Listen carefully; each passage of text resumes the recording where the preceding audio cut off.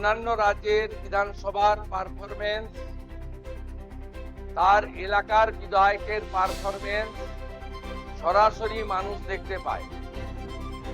আমাদের এই বিধানসভায় বিধায়কদের পারফরমেন্স, তারা আসছেন কি আসছেন না, তাদের যে উদ্দেশ্য নিয়ে এলাকার জনগণ নির্বাচিত করেন, তাদের দায়বদ্ধতা কতটা তারা পূরণ করছেন কি করছেন না, এগুলো সম্পর্কে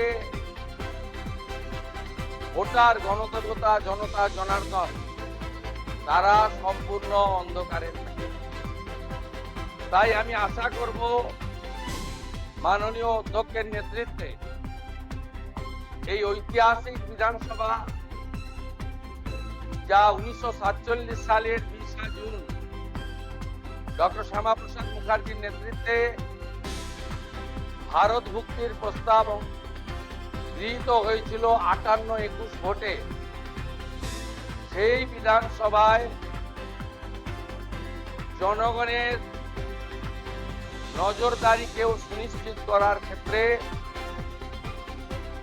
বিভিন্ন বিতর্ক, প্রশ্নোত্তর পর্ব, bill, budget, departmental budget, private member bill, calling attention, zero hour, mention ইত্যাদি সবকিছুই যাতে লাইভ সম্প্রচারিত হয় তার ব্যবস্থা গ্রহণ করে। এবং এখানে বিরোধীদের তাদের কার্যপদ্ধতিও জনগণের জানার দরকার রয়েছে। আমরা কনস্ট্রাকটিভ অপোজিশন চাই।